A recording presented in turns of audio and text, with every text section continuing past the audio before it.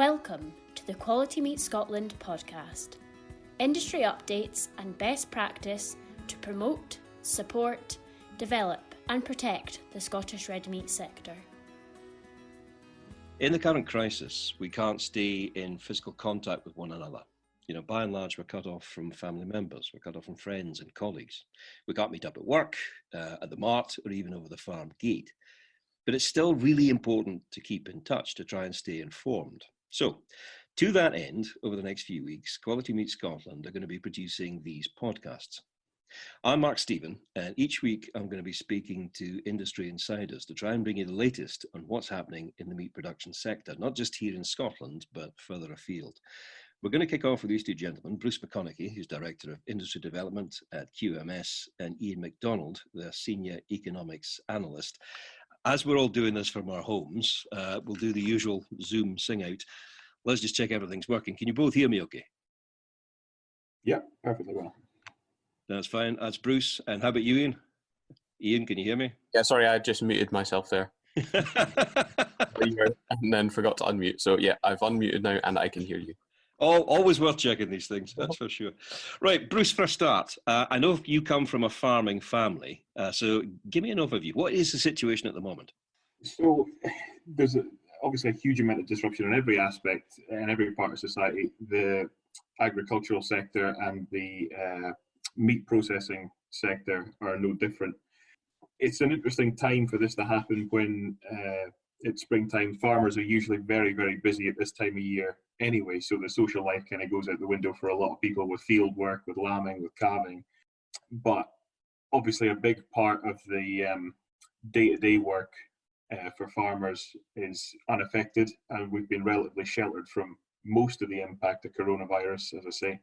Where we get into problems is the interdependency of the red meat sector and the supply chain, that every single part of it has to be functioning perfectly for the supply chain to work. And what we're finding now is that with coronavirus and restrictions on lockdown, on social distancing, we're finding more and more problems come out of the woodwork, and it's a real effort to keep every sector running as smoothly as it can be in these times. Iain, from a financial perspective, what's your take on that? So yeah, it's obviously a very difficult time for many households across Scotland, across the UK, across the world. A lot of people have been made unemployed or have been are uncertain about the future of their jobs due to the sector that they're in, which is making a big impact. I think the Bank of England are quoted a potential reduction in the economy of more than a third over the next quarter. So yeah, a very disruptive period. Is it tougher in some areas of Scotland than others? And if so, why? Yeah, that's a good question. No doubt there will be different regional impacts. I mean, in the cities, they're obviously the sort of the hub of industrial, financial, retail activity, and a lot of that's completely gone. In the rural sector, a lot of the agricultural businesses are still operating because they're staffed by key workers, and they're in the position where you can't really survive without food. So they have to keep producing, and they tend to be in the countryside rather than in the city. Bruce, you were talking earlier about difficulty with supply lines. Obviously there are some parts of Scotland that are much further away from, the sort of the hub point, the far end of a supply line. How difficult is it for them? Yeah, it is very difficult. We've already had, we've had decades of working with the infrastructure difficulties in this country, especially distance from markets and things like that. So it was really critical to try and keep the auction marts functioning as well as they can be. And the Institute of Auctioneers of Scotland have done a phenomenal amount of work trying to make sure that protocols are in place so that sales can run as smoothly as they can do in this world that we're living in now. What are the specific challenges at the moment in the processing sector? Yeah, so just like farming operates on really thin margins, so does the processing sector, and it's the higher end products, the steaks, that tend to sort of help them make their margin. They're very thin margin, whereas products like mince and diced beef and lamb, they're almost sold at cost. So if you're not selling your higher value steaks into food service, and you're selling them to retail and in retail, the demand for the high-end cuts isn't quite as good as it was before, then that's where you get that challenge coming through. And especially if you were a processing company that was sort of almost completely reliant on the food service sector, then you're really having a challenge. You may have lost 75-80% of your sales overnight, and all of a sudden you've got to rebalance your business model completely. Be interesting to see how this pans out long term, because historically, ever since the Second World War, we have had really cheap food. And I wonder if this might actually catapult us towards the consumer actually having to pay the value of the food for a change. The problem with a lot of consumers is if household incomes are falling, then are they going to be able to afford to pay more for meat? That's a real challenge. But on the other hand, if you've got difficulties actually exporting the stuff, the home market becomes all important. It certainly does, and I guess that's why we're QMS will be reinforcing our messages about provenance and quality, and trying to get people to choose Scotch beef and Scotch lamb, and specially selected pork as much as they can. What are the markets for red meat at the moment? Because essentially you've lost pubs and clubs and restaurants, hotels, sporting events. Who are you selling to? Yeah, so because that food service sector it's been completely shut down, very small percentage of what it was operating at previously. So there's had to be a large rebalancing, and obviously people are buying a lot more meat from the supermarket and from the butchers, so it's really switched from probably even 50-50 food service retail into probably about 90% into retail. And what effect would that have on the bottom line in terms of the overall value of the market?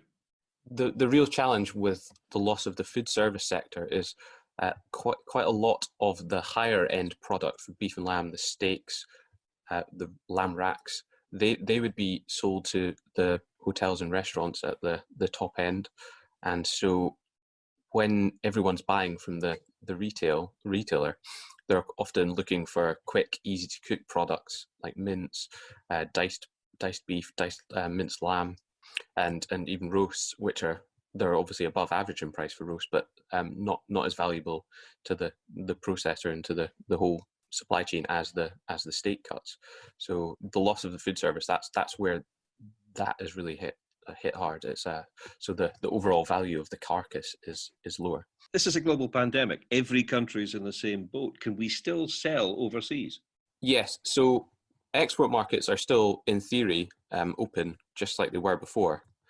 The real challenge is that a lot of the exports went into the food service sector, and across Europe there are similar lockdowns to what we've got here, and social distancing has meant that the food service sector really isn't in operation, and so that part of export activity is pretty limited at the moment.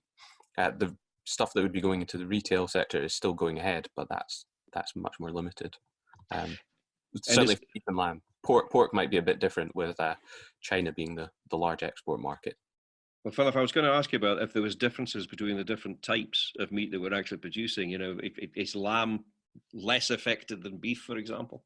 Well, initially it was more affected. There was a real difficulty in the lamb market towards the end of March, and a lot of that was down to the European market. It really not tightened up. It pretty much collapsed. Demand in France for lamb completely collapsed almost overnight, and when there were a lot of border crossing problems with people returning to their original countries, and there's some extra border controls on freight trucks, and so it was the whole sort of European food supply chain almost ground to a halt, and that caused a problem. So that was the real challenge for lamb, but the markets have begun to operate a bit more normally on the continent, just without the food service sector buying.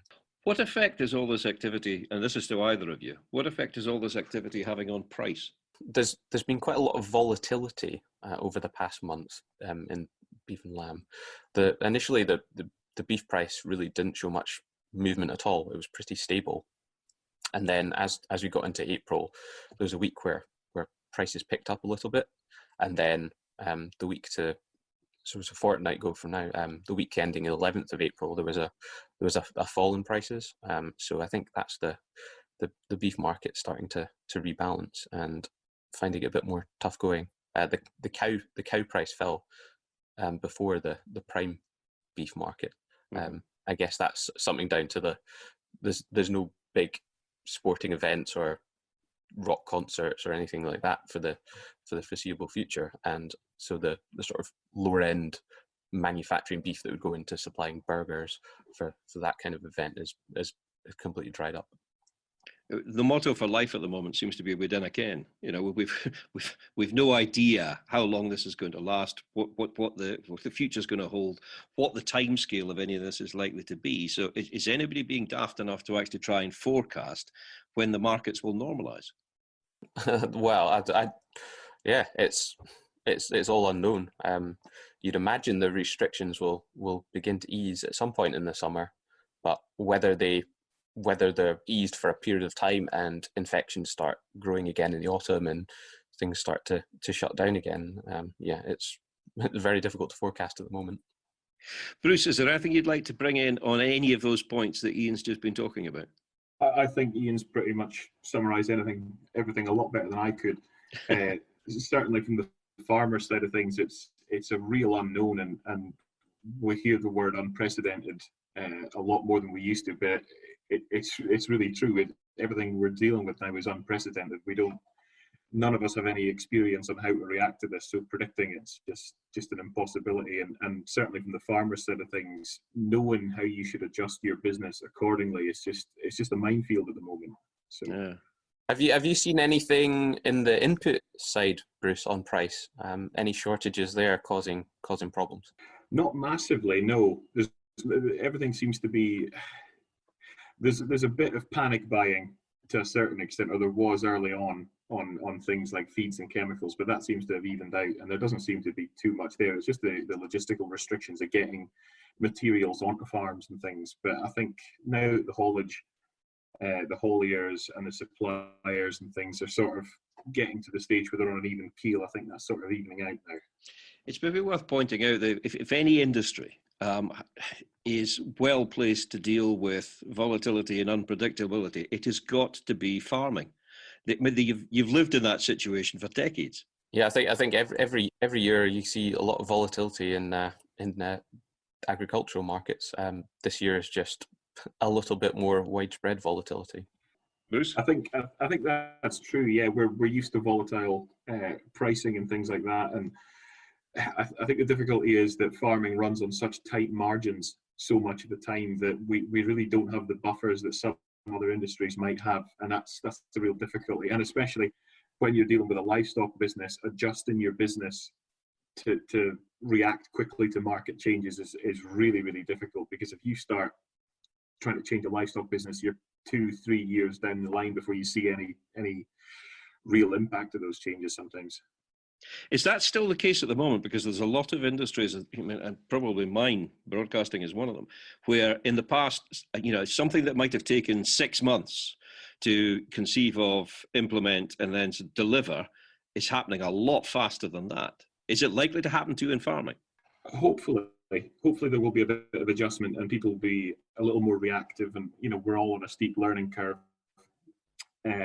But yeah, it's the simple aspect of the work we do, and working with livestock and things like that. It's so difficult to dramatically change businesses to react to market demands quickly. But certainly we've got a lot of great minds in this industry. We're bound to find a way through it. Your job title is Director of Industry Development at Quality Meat Scotland. Can you actually work on that during a lockdown? What are you able to do?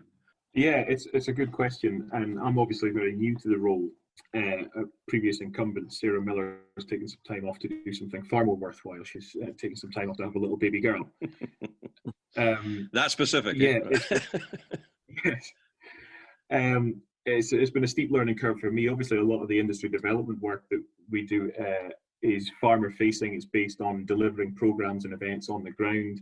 Knowledge exchange stuff and knowledge transfer stuff from soils to grass, all the way to finished animals on the hook. So, Yeah, it's a big change in the work plan. So what we're doing now is trying to get as much information out there available for farmers so that, while all of our social lives are cancelled, they've got something to read, they've got knowledge exchange still going on there.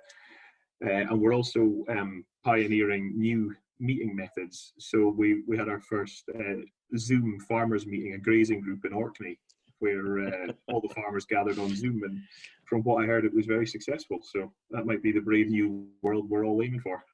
And do you still have ongoing projects? Yeah, we do. We're busier than I think anyone expected to be at this time. The team are working really hard on getting as much resources available for farmers, from a fodder beet growing guide to an online tool about carcass specifications, and we're looking forward. We've just had the Monitor Farm programme end on the 31st of March, so we're really looking to build on the successes of that Monitor Farm programme, which brought the communities together, improved business performance, and really showed us that people saw a real value in it. So it's really, we're trying to put plans in place to capitalise on that and other programmes, so that when we do eventually leave lockdown and things get back to a sort of business as usual, we can really hit the ground running with some new programmes. Any final thoughts, Iain?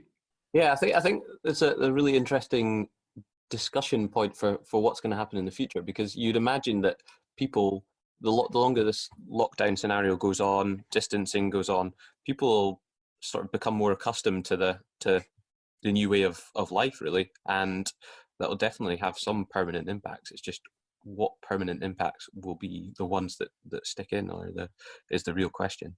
Yeah, it'd be interesting to see how things actually change too, because as one of you said right at the very beginning of this, people always need to eat. We need food. Yeah, I think it's the one. I suppose one of the real questions is will food service ever really recover until there's a vaccine in place? Because you'd imagine people will be quite cautious over eating out and going to a place with lots of other people in close contact. So the sort of restaurant sector will have to adapt their business model, perhaps introducing a lot more space between tables and that kind of thing going forward. Everyone will be eating takeaway rather than actually going to the restaurant. Going back to you, Bruce, you picked a cracker of a year to start a new job. Yeah, it was certainly an unusual challenge, and starting the job working from home and social distancing and isolation and things is very interesting. I've been quite able to meet with as many of my colleagues as I possibly can online and through staff meetings and things, but I'm not very sure how many of them have legs or not. I only see the top of their shoulders. Yeah, I've never met Bruce face to face before, so my real sort of view of Bruce is Guy from the poster from the Meat with Integrity campaign. Fair enough. And just out of curiosity, do you feel isolated from the people in the farming community, from the marts, from the abattoirs, the people that you deal with normally face to face? I certainly do. Yeah, there's a lot of times that I would quite happily go into the mart nearby and just sit and watch the sales, as a spectator, just out of interest. And you'd visit friends that have farms, but that's not really an option. But as far as isolated goes, I'm coping reasonably well. A 9-month-old tends to keep you on your feet. Well, that's for sure. Yeah. That's been really interesting. So thank you very much, Bruce McConachie, Director of Industry Development at QMS, and Senior Economics Analyst Iain MacDonald. Thank you both. Thank you for listening to the Quality Meat Scotland podcast. For news and to listen back to previous episodes of the podcast, visit qmscotland.co.uk. For Scotch beef, Scotch lamb and specially selected pork recipe videos and inspiration, visit www.scotchkitchen.com or follow Scotch Kitchen on Facebook, Instagram or Twitter.